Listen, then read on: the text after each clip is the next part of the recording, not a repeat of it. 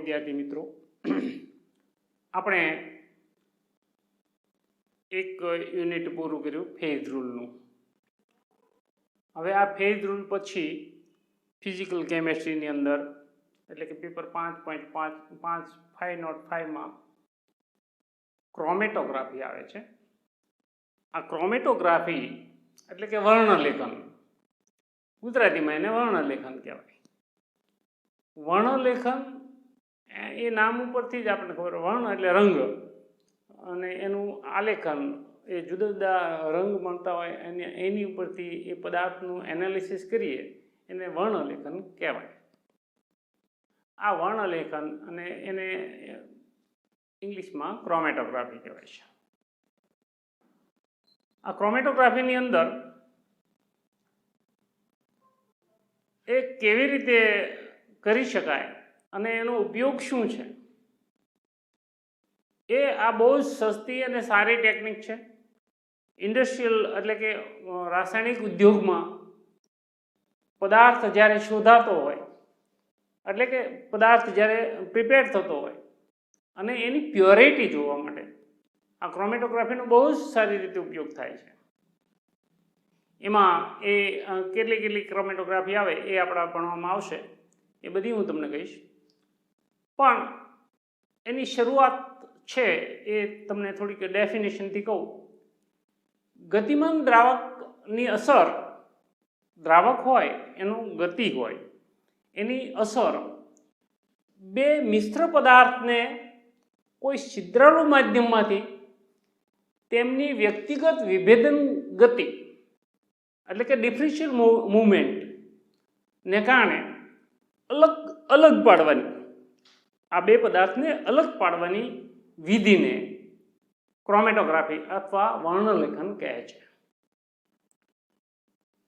આ અણુઓના કેટલાક ભૌતિક ગુણધર્મો, જે પદાર્થ હોય એના અણુ અને એના કેટલાક ભૌતિક ગુણધર્મો હોય છે, એને યાંત્રિક કૌશલ્યયુક્ત ઉપયોગ વડે ક્રોમેટોગ્રાફિક અલગીકરણથી શક્ય બને છે.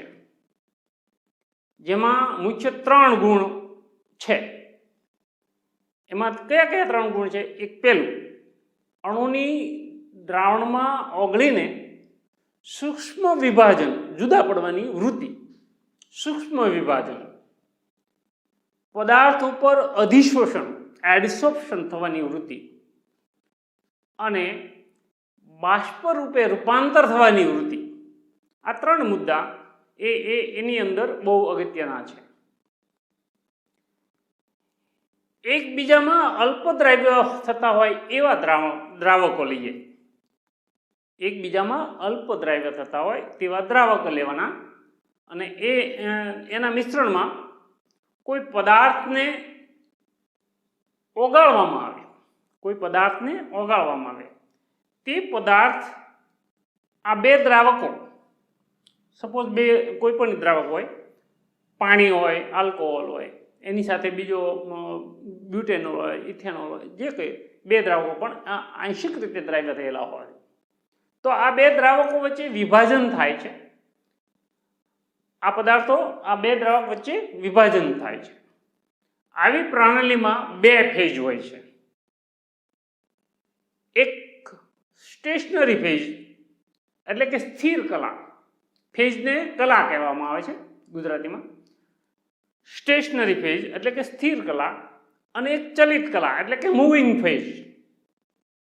આવી મૂવિંગ ફેઝ, તો આવા મિશ્રણના ઘટકોની ચલિત કલા એટલે કે મૂવિંગ ફેઝની ગતિના સાપેક્ષમાં સ્થાનાંતરણ વેગનો તફાવત ક્રોમેટોગ્રાફિક પૃથ્થકરણને શક્ય બનાવે છે. આમાં એ સ્થાનાંતરણ કેવી રીતે થાય છે એ હું તમને એક સિમ્પલ ઉદાહરણ લઈને સમજાવું છું આગળ. દાખલા તરીકે કોઈ એક ઝરણું વહે છે. આ ઝરણાની અંદર એક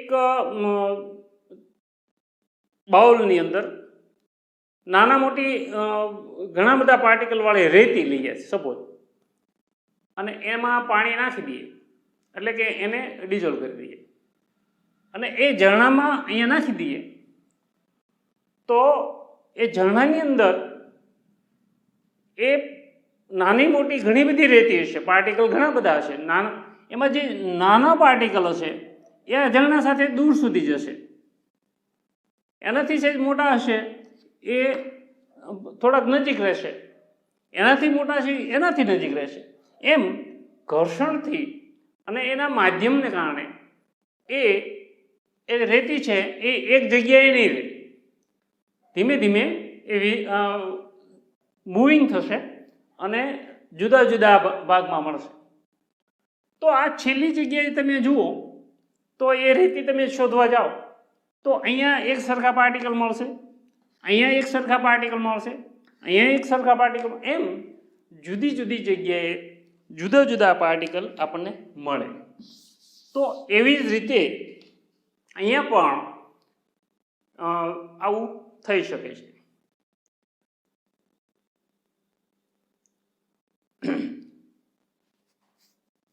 આમ મિશ્રણમાં રહેલા પદાર્થો ગતિ કરતા બે ફેઝ વચ્ચે તેમનું અનેક વખત અધિશોષણ અને પ્રતિશોષણ, એડસોર્પ્શન એન્ડ ડિસપર્શન થતા બે પદાર્થના ગુણધર્મોમાં જે અલ્પ તફાવત હતો, એટલે કે જે જુદા પડવાનો જે તફાવત ઓછો હતો, પણ એમાં અવારનવાર અધિશોષણ થતું હોય અને પ્રતિશોષણ થતું હોય, એના કારણે અનેક ગણો એનો તફાવત વધી જાય છે. તેથી આ બે ઘટકોનું કે વધારે ઘટકોનું એનું અલગીકરણ કરવાનું શક્ય બને છે. આમ ક્રોમેટોગ્રાફીના મુખ્ય કેટલા પ્રકાર છે? 4 પ્રકાર છે. પહેલો છે વિભાજન ક્રોમેટોગ્રાફી છે, બીજો છે વિભાજન ક્રોમેટોગ્રાફી,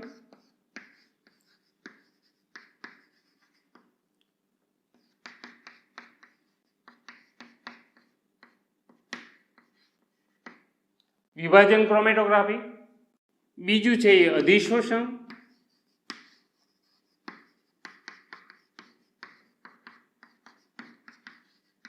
ક્રોમેટોગ્રાફી, બીજો છે અધિશોષણ ક્રોમેટોગ્રાફી છે, ત્રીજું છે એ વાયુ પ્રવાહી ક્રોમેટોગ્રાફી, એટલે એને જીએલસી કહેવાય છે. આ જીએલસીનો ઇન્ડસ્ટ્રીની અંદર અને માઇક્રોબાયોલોજીની અંદર બહુ જ બહોળા પ્રમાણમાં ઉપયોગ થાય છે. અને એમાં એક બીજું આવે છે વાયુ પ્રવાહી ક્રોમેટોગ્રાફી અને વાયુ ઘન સોલિડ ક્રોમેટોગ્રાફી, એને જીએસસી કહેવાય છે, ગેસ સોલિડ ક્રોમેટોગ્રાફી અને ગેસ લિક્વિડ ક્રોમેટોગ્રાફી. અને ચોથું આવે છે આયન વિનિમય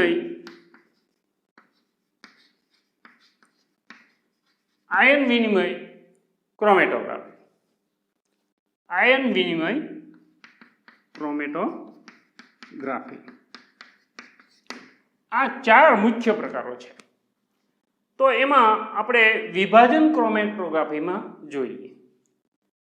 મિશ્રણમાં રહેલા ઘટકોના બે દ્રાવકો, મિશ્રણમાં રહેલા ઘટકો 1 કે 2 કે 3 જેટલા ઘટકો હોય એમાં બે દ્રાવકો વચ્ચે વિભાજન અચળાંક એટલે કે પાર્ટીશન કોએફિશિયન્ટમાં તફાવત હોવાથી ઘટકોનું અલગીકરણ શક્ય બને છે. એમાં વિભાજન થાય છે, ઘટકોનું વિભાજન થાય છે. એ કઈ રીતે થાય છે? એમાં પણ વિભાજન ક્રોમેટોગ્રાફીમાં પણ બે આવે છે, પેપર ક્રોમેટોગ્રાફી અને થિન લેયર ક્રોમેટોગ્રાફી એટલે કે ટીએલસી.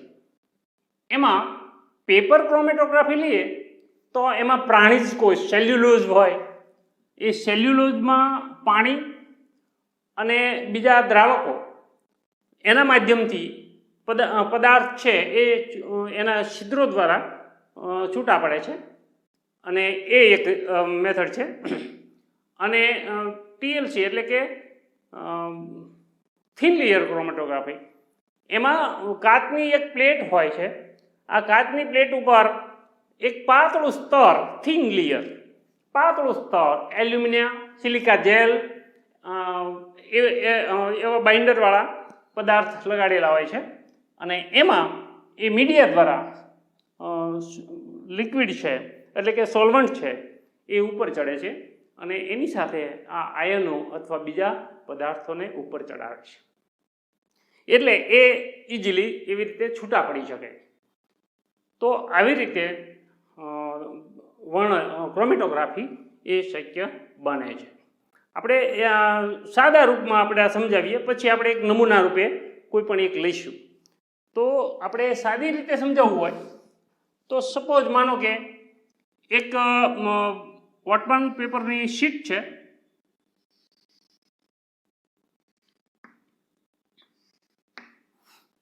વોટમાન 41 ની શીટ છે, એની ઉપર સપોઝ માનો કે બે પદાર્થ છે એ અને બી.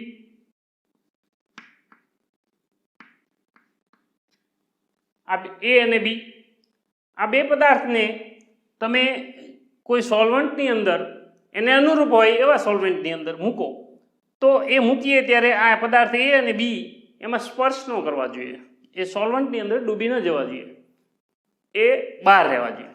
એટલે અહીંથી કેશાકર્ષણને કારણે એ લિક્વિડ ઉપર ચડશે. ઉપર ચડે એટલે લગભગ 80 થી 90% જેટલું ઉપર ચડે, સપોઝ એટલું. તો આને આપણે સ્પોટ દ્વારા દર્શાવીએ, આને ચોકડી દ્વારા દર્શાવો. તો એ અહીંયા સુધી ઉપર ચડે અને અહીંયા બી છે એ સપોઝ માનો કે અહીંયા સુધી ઉપર ચડે. તો આ સેન્ટીમીટરમાં આ અંતર માપી લેવામાં આવે છે અને આ સોલ્વન્ટે કાપેલું અંતર પણ માપી લેવામાં આવે છે સેન્ટીમીટરમાં. તો આ સેન્ટીમીટરમાં જે અંતર માપી લઈએ તો એને આપણે ત્યાર પછી આ સ્ટ્રીપને બહાર કાઢી સોલ્વન્ટમાંથી બહાર કાઢવાની છે અને એ પદાર્થ મૂકો ત્યારે આ કેપિલરી દ્વારા મૂકવાના છે. કેપિલરી દ્વારા એકદમ નાનું સ્પોટ મૂકવાનું હોય છે અને એની ઉપર પદાર્થ ઉપર ચડ્યા પછી એ લગભગ 90% જેટલું રેઝ થાય ત્યાર પછી એને બહાર કાઢી ડ્રાયરથી ડ્રાય કરી એની ઉપર એનો ડેવલપર સ્પ્રે કરવાનો આવે છે. ડેવલપિંગ સ્પ્રે કરો એટલે એ આવડા ટપકા તમને જોવા મળે. લંબગોળ પણ હોય, ગોળ જ હોય એવું નથી, આમ લંબગોળ પણ હોય. આમ લંબગોળ હોય તો એનું મિડલ પોઈન્ટ લઈ અને જ્યાં મૂક્યું હોય ત્યાં સુધીનું અંતર એને માપવાનું અને એ જ લાઇનથી અહીંયા જે સોલ્વન્ટ ઉપર ચડ્યો છે ત્યાં સુધીનું અંતર માપવાનું. તો એની RF વેલ્યુ મળે. RF વેલ્યુ એટલે માનો કે આ પદાર્થ એનું આપણે RF વેલ્યુ શોધ્યું હોય તો પદાર્થ એ એક આપેલું અંતર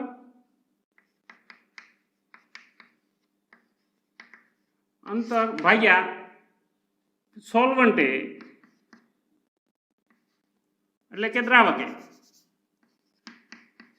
દ્રાવકે કાપેલું અંતર. સપોઝ આનું અંતર છે એ x છે અને આનું અંતર a છે તો RF વેલ્યુ છે એ a/x મળે.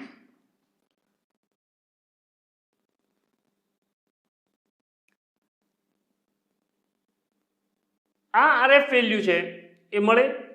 એ જ રીતે અહીંયા બી નું પણ RF વેલ્યુ મળે.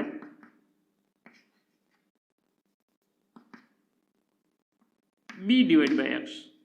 તો આ અંતર છે એ હંમેશા આનાથી ભાગવાનું છે અને RF વેલ્યુ હંમેશા <1 મળે. RF વેલ્યુ હંમેશા 1 થી ઓછી જ હોય. પોઈન્ટમાં જ એનો જવાબ આવે કારણ કે આ જે અંતર છે એને ભાગ્યા આ મોટું અંતર છે એટલે એની વેલ્યુ છે એ હંમેશા 1 કરતાં ઓછી આવે છે. અને આ રીતે આપણે પેપર ક્રોમેટોગ્રાફીનું એક ઉદાહરણ લઈએ. હવે પેપર ક્રોમેટોગ્રાફીમાં માનો કે પહેલો સમૂહ છે તો એમાં Ag સિલ્વર, Hg અને Pb આ 3 એલિમેન્ટ્સ રહેલા છે. તો એચજી અને પીબીના નાઇટ્રેટ લઈએ, AgNO3 જે પાણીમાં ઇઝીલી સોલ્યુબલ છે, HgNO3 અને PbNO3 ટ્વાઇસ. આ 3 સોલ્ટ લઈએ અને 0.1 મોલર સોલ્યુશન, આ ત્રણેયનું સોલ્યુશન 0.1 મોલર બનાવવાનું છે. આ 0.1 મોલર સોલ્યુશન બનાવીએ અને એ ત્રણેય સોલ્યુશનને આપણે એક બાજુ રાખીએ. હવે એક સોલ્વન્ટ માટેની ચેમ્બર, કાચની ચેમ્બર હોય છે. એ ચેમ્બર આપણે આ ટાઈપની હોય છે.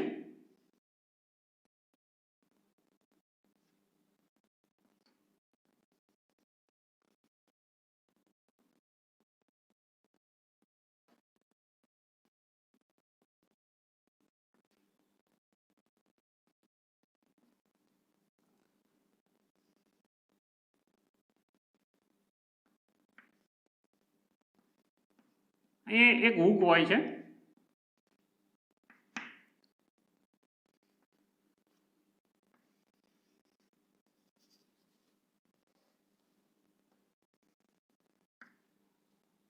આ ટાઈપનું બૂચ હોય, ક્લોઝ સિસ્ટમ, અને અહીંયા આગળ એ દ્રાવક ભરવામાં આવે છે. હવે આ દ્રાવકની અંદર પહેલા સમૂહના દ્રાવકની અંદર N-બ્યુટેનોલ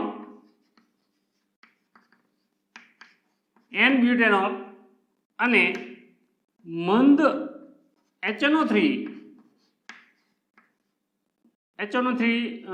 મંદ વાપરવાનો છે, એટલે કે પાણી એમાં જાજુ હોય એ ટાઈપનો. તો એનું પ્રમાણ છે એ 40:60 પ્રમાણ લેવાનું. આ બંને મિશ્રણ કરી અને એ બંને સોલ્વન્ટ ભેગા કરવાના છે અને એ આમાં ભરવાનું છે સોલ્વન્ટ. આ સોલ્વન્ટ ભરવાનો છે. હવે એમાં વોટમન 41 ની સ્ટ્રીપ બનાવવાની છે, જે આની અંદર ઇઝીલી મુક્ત રીતે રહી શકે, અંદર જઈ શકે એવી સ્ટ્રીપ બનાવવાની છે. અને અહીંયા એક હોલ હશે મિડલમાં. તો આવી વોટમન શીટ છે, એમાં આ લિક્વિડ છે એ આ હુકથી પહેલાં માપી જોવાનું કે જેથી કરીને આપણે જે સ્પોટ મૂકીએ કેપિલરી દ્વારા એ આમાં ડૂબી ન જાય. એટલે એ અહીંયા એક પેન્સિલથી લાઈન દોરવાની છે. યાદ રહે, આમાં કોઈ જગ્યાએ પેન વાપરવાની નથી. હંમેશા પેન્સિલ સ્કેલથી આ લાઈન દોરો, પેન્સિલ. અને એમાં આ 3 નાઇટ્રેટના જે 0.1 મોલર સોલ્યુશન બનાવ્યું છે, AgNO3, HgNO અને PbNO3, એવા 3 સ્પોટ અહીંયા મૂકવાના છે કેપિલરીથી. 1, 2 અને 3. આ 3 સ્પોટ AgNO3 નું HgNO3 નું H અને PbNO3 નો P. અને આ ત્રણેયનું મિશ્રણ સોલ્યુશન એ પણ એક સ્પોટ અહીંયા મૂકી દો. અને પછી એ સ્પોટ મૂકીને ડ્રાયર વડે ડ્રાય કરવાનું છે અથવા એને ઓવનમાં મૂકવાનું છે, જેથી આ જે ભીના સ્પોટ હશે એ ડ્રાય થશે. ડ્રાય થઈ જાય ત્યાર પછી એની એ જગ્યાએ એના એ કેમિકલના સ્પોટ મૂકવા હોય તો મૂકી શકાય, જેથી કરીને જો એકદમ સ્પોટ આમાં 1 કલાક 1.5 કલાકની મહેનતને અંતે જો કાંઈ ન મળે તો એ રિસ્ક ન લેવાય. એટલા માટે અહીંયા એની એ જગ્યાએ એના એ સ્પોટ ફરી પાછા એક વખત મૂકવાના કેપિલરીથી. અને બહુ સ્પ્રેડ થાય એટલું બધું મોટું ડ્રોપ નથી મૂકવાનું, જસ્ટ ટચિંગ જ કરાવવાનું છે. એટલે એ એકદમ માઇક્રો સ્પોટ મળશે. અને ફરી પાછું એને ડ્રાયરથી ડ્રાય કરવાનું છે. ડ્રાયરથી ડ્રાય થઈ જાય પછી આનું કોલમનો આ જે બૂચ છે એ ખોલી અને આ હુક દ્વારા આની ભરાવી દેવાનું છે. હુકમાં જ્યારે પાછું મૂકો ત્યારે એ હુકમાંથી નીકળીને અંદર ન પડી જાય એ કેર રાખવાની છે. એ ધીમે ધીમે અંદર ઉતારી દો આપણે માપ લીધેલું છે એટલે આ સ્પોટ છે એ આ લિક્વિડમાં નહીં ડૂબે, 1 સેન્ટીમીટર જેટલું બહાર રહેવું જોઈએ. એટલે એ સ્ટ્રીપ આમાં જ ડૂબાડશો એટલે આ રીતે આવશે.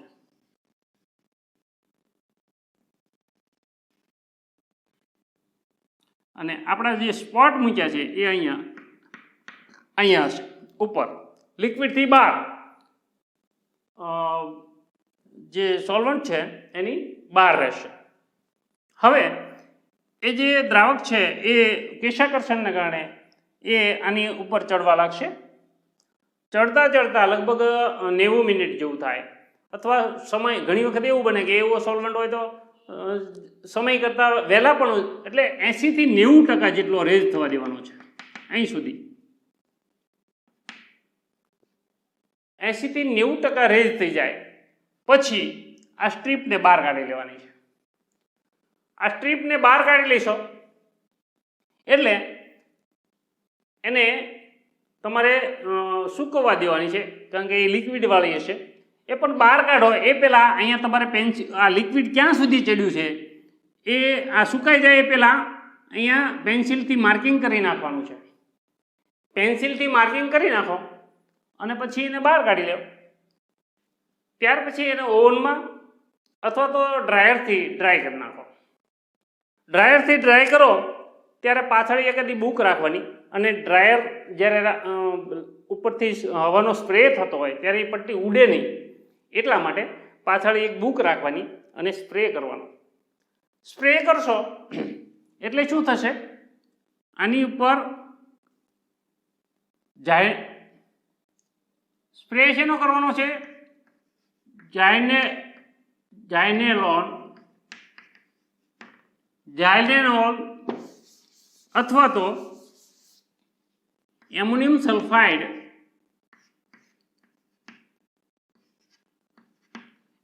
સલ્ફાઇડનો સ્પ્રે કરવાનો છે.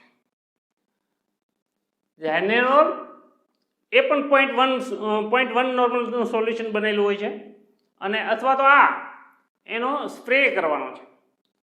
સ્પ્રે કરો અને એ પટ્ટી સુકાઈ જાય ત્યાર પછી એની ઉપર સ્પ્રે કરો અને ફરી પાછું ડ્રાયરથી ડ્રાય કરો. ડ્રાયરથી ડ્રાય કરશો એટલે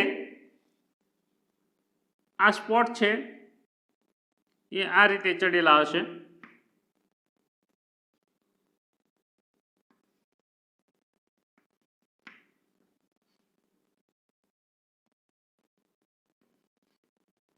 અને આ ચોથું છે એ મિશ્રણનું છે એટલે આ રીતે મળશે.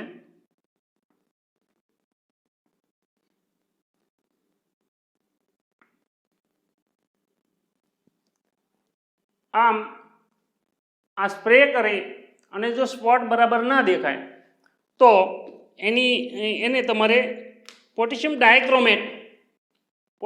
ડાયક્રોમેટમાં આ સ્ટ્રીપને આખી બોળી દેવાની અને ફરી પાછો ડ્રાયરથી ડ્રાય કરવાનો. ડ્રાયરથી ડ્રાય કરશો એટલે આ સિલ્વરના છે એ નારંગી રંગનો સ્પોટ મળશે. મર્ક્યુરી છે, મર્ક્યુરી નાઇટ્રેટ એ ગુલાબી રંગનો સ્પોટ મળશે, અને લેડ નાઇટ્રેટનો એ પીળા રંગનો સ્પોટ મળશે. એટલે આ પીળા રંગનું છે, આ ગુલાબી રંગ છે, અને આ નારંગી રંગ છે. તો આવા 3 સ્પોટ મળશે. અને એ સ્પોટ મળી જાય એટલે એની RF વેલ્યુ આપણે મેં પહેલાં તમને કીધું એ રીતે એની RF વેલ્યુ તમે શોધી શકો.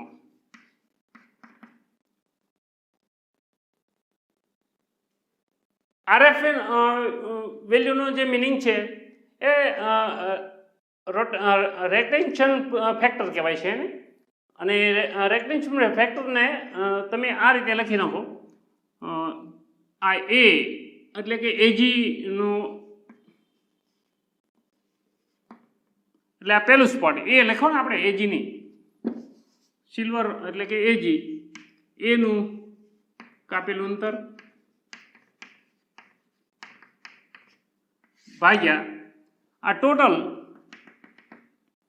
આ જે અંતર છે એ એક્સ આપણે એને નામ આપ્યું એક્સ અંતર ભાગ્યા દ્રાવકે કાપેલું અંતર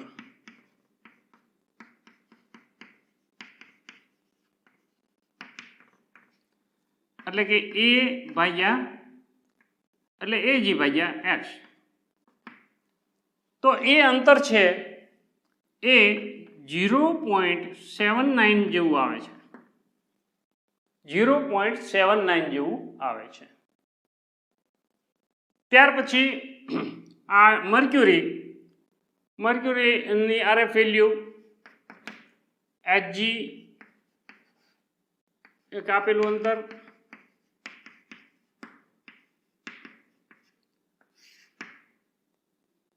ભાગ્યા દ્રાવકે કાપેલું અંતર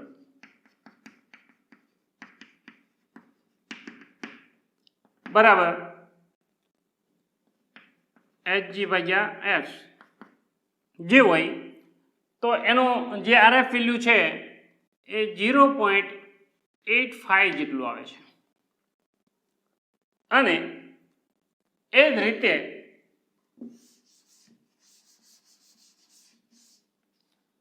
જ રીતે લીડ પીબીની આરએફ વેલ્યુ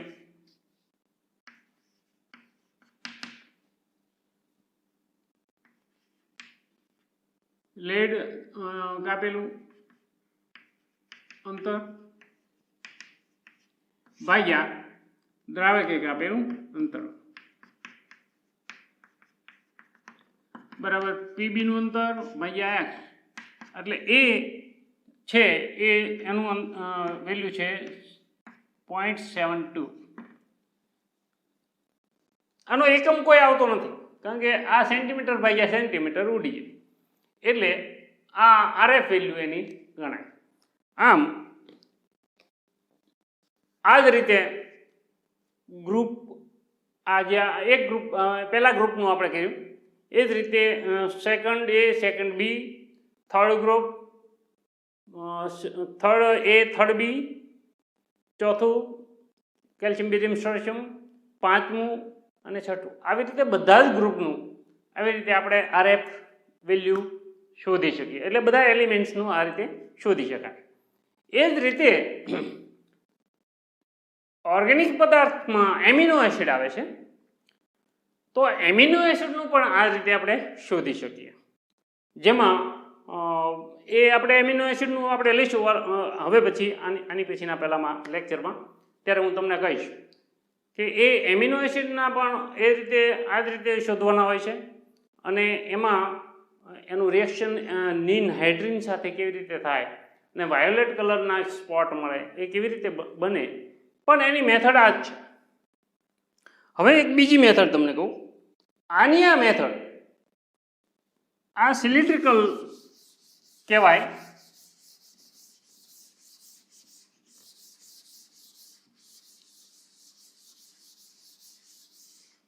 એસેન્ડિંગ અને ડિસેન્ડિંગમાં તો ડિસેન્ડિંગની અંદર એક પોટ્રી ડિશ લેવામાં આવે છે. આ પોટ્રી ડિશની અંદર 4 ચોરસ વોટમન શીટ લેવામાં આવે છે. ચોરસ વોટમન શીટ આ ટાઈપની હોય છે ચોરસ એકદમ ચોરસ અને એને આ ખૂણેથી આ ખૂણે એક્ઝેક્ટ જોડી દેવામાં આવે પેન્સિલથી આ રીતે ક્રોસ કરવામાં આવે છે એટલે આ એનું મિડલ પોઈન્ટ મળી ગયું. આ મિડલ પોઈન્ટથી એક હોલ પાડી દેવામાં આવે અને એ હોલ છે એમાંથી એક ફિલ્ટર પેપરનો એકદમ બારીક સ્ટ્રો બનાવી અને એ સ્ટ્રોની અંદર નાખી દેવામાં આવે અને સ્ટ્રોના છેડે કાતરથી એકદમ ઝીણા ફૂલ જેવું બનાવી દેવામાં આવે અને આ આખી શીટ જે ફૂલ બનાવેલું છે એ પેટ્રી ડીશની અંદર પેલો ભાગ રહે સોલ્વન્ટ ભરેલો હોય છે એમાં એ પેટ્રી ડીશમાં એ રીતે મૂકી દેવાનો અને એની ઉપર પેટ્રી ડીશનું ઢાંકણું ઢાંકી દેવાનું. એટલે શું થાય કે અમુક સમય પછી તમે જ્યારે કાઢો એટલે કે એનો સમય નક્કી કરો કે અડધી કલાક એ રીતે તો અહીંથી જે સોલ્વન્ટ ઉપર ચડશે એટલે ચારે દિશામાં સ્પ્રેડ થશે. એટલે અહીંયા માનો કે આ સિલ્વરનો સ્પોટ મૂક્યું, આ એક સરખા અંતરે મૂકવાનું છે. આ ચારે દિશામાં સ્પોટ મૂકવાના છે. અહીંયા સિલ્વરનું સ્પોટ મૂક્યું, અહીંયા મર્ક્યુરીનું સ્પોટ મૂક્યું, અહીંયા લેડનું મૂક્યું અને અહીંયા મિક્સચર. તો અહીંથી 1 સેન્ટીમીટર દૂર અંતરે આ બધા મૂકેલા છે. તો હવે જ્યારે એ સ્પ્રેડ થશે સોલ્વન્ટ, ત્યારે એ ધીમે ધીમે બહાર બધી જ દિશામાં એ ભીનું થતું જશે. એટલે એ બધી દિશામાં આ જે પાર્ટિકલ છે, મેટલ એલિમેન્ટ છે, એ અહીંયા જે મૂકેલું સ્થાન છે ત્યાંથી દૂર જશે. એટલે અહીંયા મળશે, અહીંયા બેન્ડ મળશે, અહીંયા બેન્ડ મળશે, અહીંયા બેન્ડ મળશે અને મિક્સચરના 3 બેન્ડ મળશે. એ પોતાની RF વેલ્યુ પ્રમાણે 3 બેન્ડ મળે. એટલે એ પ્રોસિજર પહેલાં જેમ જ છે. આ રીતે જુદું થઈ જાય પછી એને તમારે ડ્રાયરથી ડ્રાય કરવાનું છે. ડ્રાયરથી ડ્રાય થઈ જાય. પેટ્રી ડિસ્ક કેવી હોય એ તમે કદાચ જોયું કે ન જોયું ખબર નહીં, પણ પેટ્રી ડિસ્ક કેવી હોય હું તમને સાદો એક્ઝામ્પલ આપું. આપણા ઘરે થાળી, સ્ટીલની થાળી હોય, એવી એક થાળી લ્યો, સેમ એવી કાચની ડીશ હોય અને એની ઉપર આમ ઢાંકી શકાય એવી થોડીક મોટી ડીશ બીજી હોય. એટલે કે મોટી થાળી, એને આમ ઉપરથી મૂકો એટલે એ ઢકાઈ જાય અને એ ડીશની અંદર તમે સોલ્વન્ટ ભરી શકો. સેમ આ આપણા ઘરના ઉદાહરણ તરીકે તમે એને લઈ શકો. તો આવી પેટ્રી ડીશ હોય છે, તો એને પેટ્રી ડીશ કહેવાય. તો આ પેટ્રી ડીશની અંદર આ મૂકો એટલે આ રીતે પણ તમે પેપર ક્રોમેટોગ્રાફી કરી શકો અને આ રીતે એના એલિમેન્ટ જુદા પાડી શકો. હવે આ જુદું જ્યારે 80% જેટલું રેઝ થઈ જાય, 80 થી 90% જેટલું સોલ્વન્ટ ટ્રાવેલ થાય એટલે એને કાઢી લેવાનું. કાઢી લ્યો ત્યાર પછી આને તમે ડ્રાયરથી ડ્રાય કરો. ડ્રાયરથી ડ્રાય કર્યા પછી એની ઉપર સ્પ્રે કરો ડેવલપરનો, એલિઝારીનનો સ્પ્રે કરો અને ત્યાર પછી એને ડ્રાય કરો. ફરી પાછું એમાં 0.1નો પોટેશિયમ ડાયક્રોમેટ K2Cr2O7 એનું દ્રાવણ હોય એમાં બોળી દો અને બોળી અને એને ફરી પાછું બહાર કાઢી અને ડ્રાયરથી ડ્રાય કરો. આમ ડ્રાયરથી ડ્રાય કર્યા પછી તમે સ્પોટ જુઓ. ડ્રાયરથી ડ્રાય કર્યા પછી સ્પોટ જુઓ. જો સ્પોટ બરાબર ડેવલપ ન થતા હોય, ન દેખાતા હોય, બહુ ઝાંખા દેખાતા હોય, તો એક બીજી મેથડ પણ છે. એ પેલી પટ્ટીમાં પણ લાગુ પડે અને આમાં પણ લાગુ પડે. લિક્વર એમોનિયાની એક બીકર ભરવાનું અને એની ઉપર જો આમ ફેરવશો તો આ મેટલ છે એ મેટલ પ્રકાશિત થશે અને કલર બેન્ડ દેખાશે. આ કલર બેન્ડ દેખાય એટલે અહીંયા નારંગી એજી છે, આ નારંગી બનશે, એચજી છે એ ગુલાબી બનશે. એની RF વેલ્યુ વધુ છે એટલે એ ગુલાબી દૂર સુધી જશે અને લેડ છે એ પીળો. અને એ જ રીતે અહીંયા પણ દૂર છે એ ગુલાબી,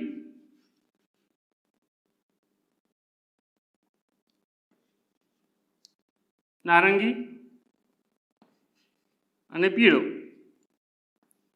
આ 3 બેન્ડ મળે છે મિક્સચરમાં અને એની RF વેલ્યુ તમે મૂકેલું સ્પોટ જે કેપિલરીથી જે મૂક્યું છે ત્યાંથી અહીંનું ડિસ્ટન્સ માપો, કેપિલરીથી આ જે મૂક્યું છે ત્યાંથી અહીંયા ડિસ્ટન્સ માપો, કેપિલરીથી અહીંયા મૂક્યું છે ત્યાંથી એ રંગનું ડિસ્ટન્સ માપો અને સોલ્વન્ટે કાપેલું અંતર સપોઝ માનો કે આનેથી દૂર સુધી છે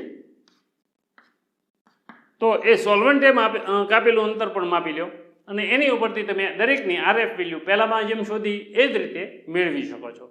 આમ પેપર ક્રોમેટોગ્રાફીની ઇનઓર્ગેનિક કેમિસ્ટ્રીની અંદર આ રીતે એલિમેન્ટ્સ તમે મેળવી શકો, ઓર્ગેનિકની અંદર પણ તમે મેળવી શકો, બધા જ એલિમેન્ટમાં. પણ એનું સોલ્વન્ટ છે, નીચે દ્રાવકોનું મિશ્રણ છે, અલ્પ વિસ્તૃત થતા હોય એવા બે સોલ્વન્ટ કયા લેવા એ પહેલાં નક્કી કરવું પડે છે, અને એ નક્કી કર્યા પછી જ આગળ તમે વધી શકો.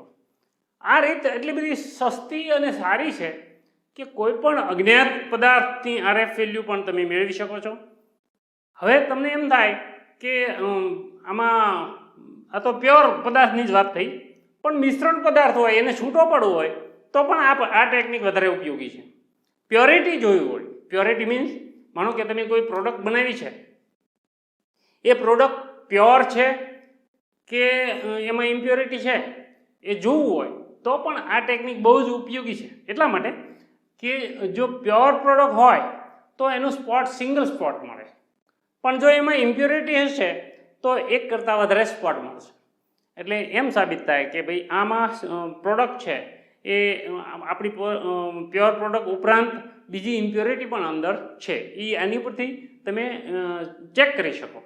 તો આવી રીતે ઓર્ગેનિકમાં પણ આપણે જોશું તો એમાં પણ આવી રીતે તમે શોધી શકો.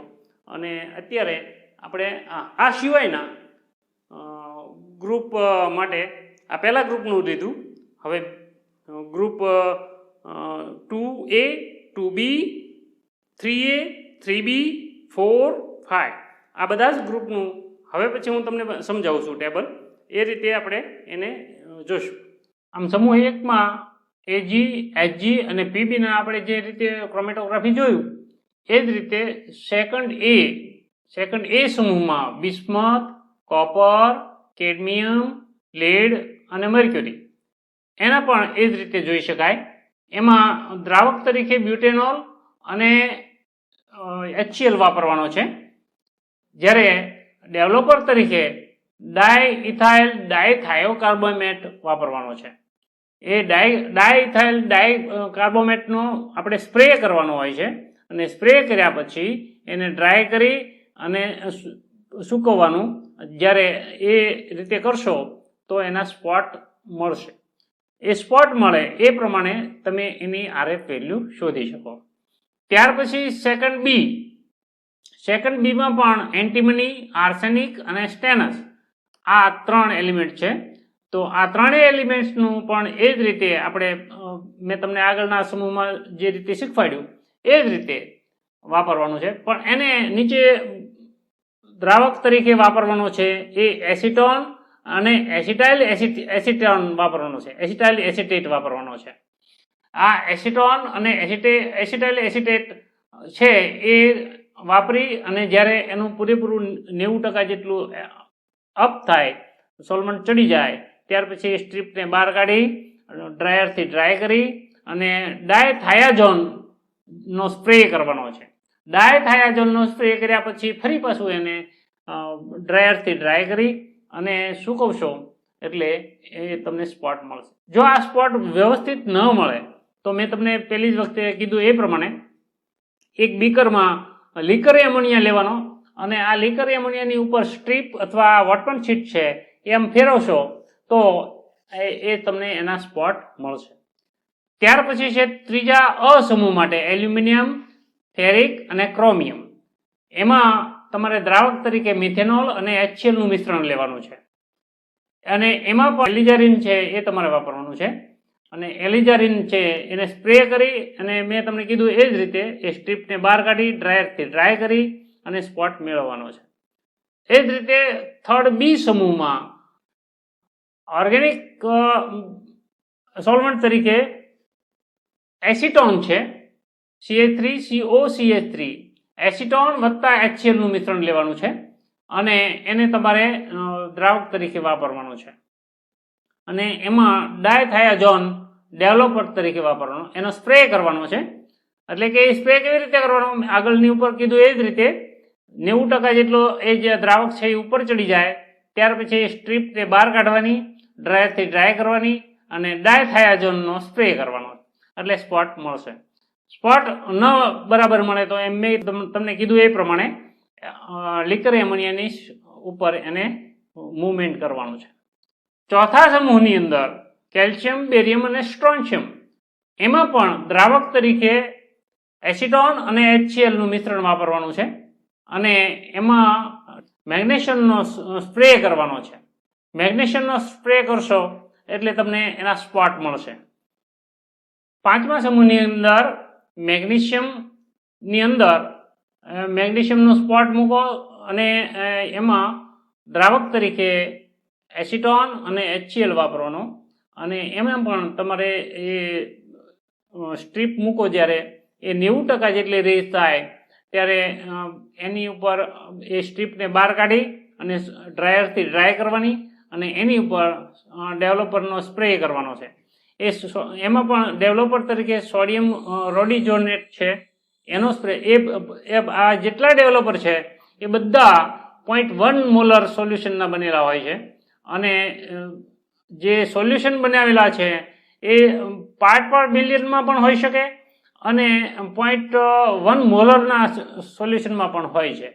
આ રીતે દરેકના સોલ્યુશન બનાવી અને દ્રાવકનો રેશિયો છે એ સામાન્ય રીતે 40-60ના રેશિયોમાં 40:60ના રેશિયોમાં મૂકવાના હોય છે. તો આ રીતે દરેક દ્રાવકની અંદર આ દરેક મેટલ કેપિલરી વડે મૂકીને તમે એ સ્ટ્રીપને અંદરથી મૂકી શકો છો. 90% રેઝ થાય ત્યાર પછી એને બહાર કાઢવાની. બહાર કાઢ્યા પછી ડ્રાયરથી ડ્રાય કરવાની. ડ્રાયરથી જો ડ્રાયર ન હોય તો એને ઓવનમાં પણ મૂકી શકાય અને એ પ્રમાણે એ ડ્રાય થઈ જાય ત્યાર પછી એની ઉપર ડેવલપરનો સ્પ્રે કરવાનો હોય છે. તો આ સ્પ્રે છે એ પણ 0.1% સોલ્યુશન હોય છે અને એ મોસ્ટ ઓફ છે એ એસિટોનની અંદર બનાવેલા હોય છે. આ સ્પ્રે કરવાથી તમને બધા સ્પોટ મળશે.